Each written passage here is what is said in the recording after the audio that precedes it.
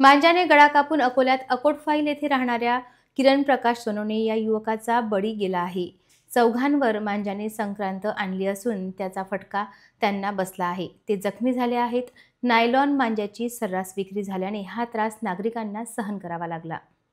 संक्रांतीच्या सणावर अकोलेकरांवर दुःखाचे सावट पसरले आहे। अकोटफाईल येथे राहणारे किरण प्रकाश सोनवणे यांचा गळा कापून मृत्यू झाला आहे। मांजाने त्यांचा गळा पूर्णतः कापला गेला।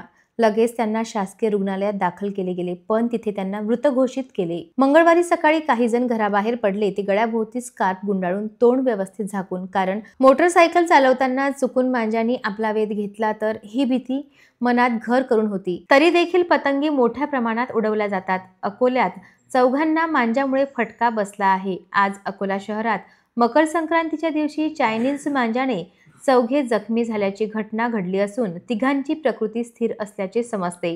त्यांच्यावर अकोला जिल्हा शासकीय रुग्णालयात उपचार सुरू आहेत।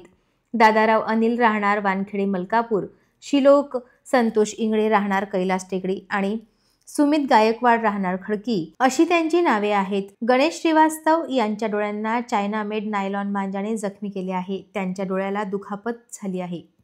दक्षता नगर उडानपूल आहे। त्या उडानपुलावरून एक तरुण मोटरसायकलवर खाली उतरत असताना अचानक मांजा त्याच्या गळ्याला लागला, त्याचा फास लागला आणि त्याचा गळा त्याच्यामुळे कापला गेला आणि त्याच्यामुळे त्याचा दुर्दैवी मृत्यू झालेला आहे। मी या माध्यमातून सर्वांना आवाहन करतो की आम्ही पोलीस प्रशासनातर्फे आम्ही निरंतर या मांजावर कारवाई चालू आहे, परंतु कोणीही अशा प्रकारचा नायलॉन मांजा व असा मांजा ज्यांनी आपल्या जीवितास धोकादायक आहे असं कोणीही वापरू नये, विकू नये, वापरूसुद्धा नाही।